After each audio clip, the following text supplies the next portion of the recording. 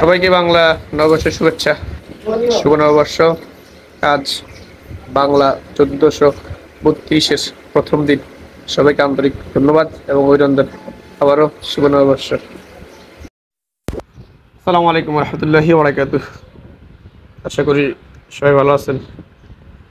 Chicago fire, কাল কিন্তু বলছিলাম যে নিজেদের মাঠ দুর্দান্ত, হট ফেভারিট নিজেরাই শিকাগো ফায়ার।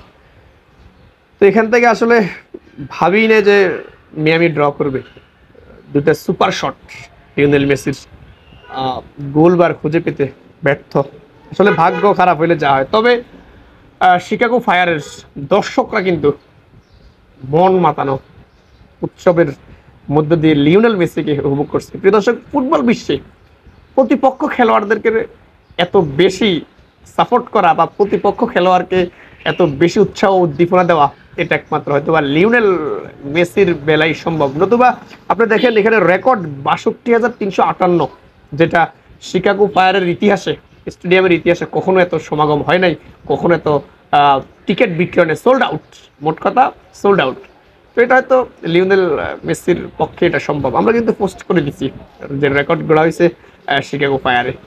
তো মোট কথা সব ছিল, যদি ম্যাচটা ইন্টার মিয়ামি জয়লাভ করতে পারতো তাহলে হয়তো বা 16 কলা পূর্ণ হয়ে যেত। কিন্তু দুর্ভাগ্যের বিষয় যে শত চেষ্টা করেও আসলে ম্যাচ জয়ের দ্বার প্রান্তে পৌঁছাতে পারে নাই ইন্টার মিয়ামি। নিজেদের মাঠ হিসেবে আধিপত্য বরাবরই ছিল। 46% বল ছিল শিকাগো ফায়ারের কাছে, 54% বল ছিল ইন্টার মিয়ামির কাছে। কিন্তু ফিনিশিংয়ে দুর্বলতা ছিল, যেটা বলছিলাম লিওনেল মেসির সুপার শট ব্যর্থ হয়। তো ওই দুইটা শটের একটা শট যদি গোল হইতো তাইলে হয়তো বা ইন্টার মিয়ামি জয়লাভ করতে পারতো। কিন্তু দুর্ভাগ্য, ভাগ্য সহায়তা করে নাই, এই কারণে ম্যাচটা জয়লাভ করতে পারে নাই। তো এই ম্যাচ জয়ের পরিপ্রেক্ষিতে ইন্টার মিয়ামি এক ম্যাচ কম খেলে 4 নম্বরেই রয়ে গেছে। যদি ম্যাচটা জয়লাভ করতে পারতো তাহলে কিন্তু একেবারে যৌথভাবে গোল ব্যবধানে কলম্বোস ক্লাউয়ের উপরে 1 নম্বরে চলে যায়। তো পরবর্তী ম্যাচ কিন্তু রয়েছে আবারও। 2 ম্যাচ কম খেলে কালকে ছিল, তারা 4 নম্বরে। আজকে যেহেতু ড্র করছে সেহেতু এখানে আসলে পয়েন্ট টেবিলের রদবদল হওয়ার কোনো সুযোগ নেই। কিন্তু পরবর্তী ম্যাচ কলম্বোস ক্লাউ, এখান থেকে অবশ্যই জয়লাভ করতে হবে। যদি হেরে যায় অথবা ড্র করে তাহলে কিন্তু গোল ব্যবধানে কলম্বোস ক্লাউয়ের যে হিসাব সেটা হয়ে যাবে। 1 নম্বরে কলম্বোস ক্লাউ থাকবে, কারণ তারা 1 ম্যাচ বেশি খেলছে। তো আগামী ম্যাচ কলম্বোস ক্লাউ, যদি কলম্বোস ক্লাউকে হারাইতে পারে তাহলে পয়েন্ট টেবিলের শীর্ষে চলে যাবে ইস্ট কনফারেন্স ইন্টার মিয়ামি। আর যদি তাদের কাছে ড্র হয় তাহলে কিন্তু গোল ব্যবধান বা 1 ম্যাচ বেশি খেলে বা কম খেলার যে তকমা, সেখানে পয়েন্ট টেবিলের অবলম্বন হবে। তো কলম্বোস ক্লাউকে অবশ্যই হারাতে হবে পয়েন্ট টেবিলে 1 নম্বর থাকতে হলে। তো সব কিছু মিলে আজকের ম্যাচে প্রত্যাশা যাচ্ছিল, জয় না হওয়ার কারণে কিছু হলো না। জয় ছাড়া বাকি সবই হয়েছে।